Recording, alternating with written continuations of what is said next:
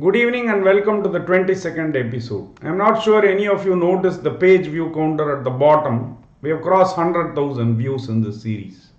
Thank you very much for your support. To celebrate that, I've created an animation video.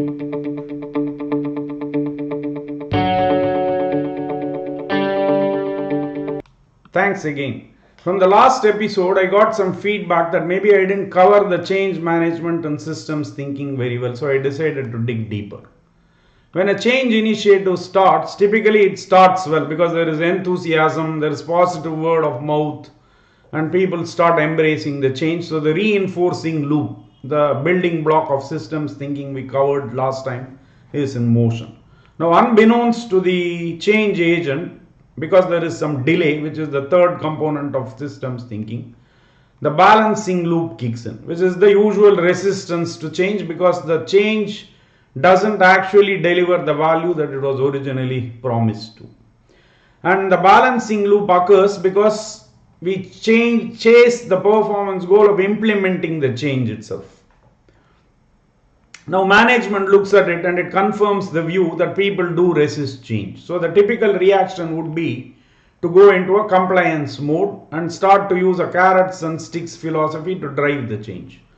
Now that we know is not effective in the long term, and over time the change initiative peters out and doesn't deliver the value that it originally set out to. Now in the traffic light model, what we have done is we have revised the mental model itself. That is, everyone doesn't resist every change uniformly. So this is the behavior pattern, and because of this we achieve a structural change, which is the green, yellow, red model. So we first choose the greens, who are the enthusiasts, which is the highest leverage group amongst the changes. We implement the MVP with the minimum viable product, which is the highest leverage component of the big change. And we do that iteratively in a loop until the value delivered by the change is firmly established in the minds of everybody. That results in the positive word of mouth that pulls in the yellows, which further pulls in the reds, and that's how we cover the entire population.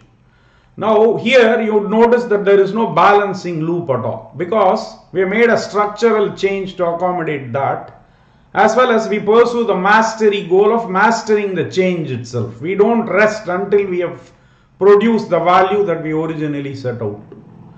Now if you had designed an extreme pivot also, then you wouldn't even see a chasm. You would move through the changey population very quickly. So this could become a very powerful model for producing change and transformation in organizations. With that, I will thank you all for listening to my coverage of the fifth discipline.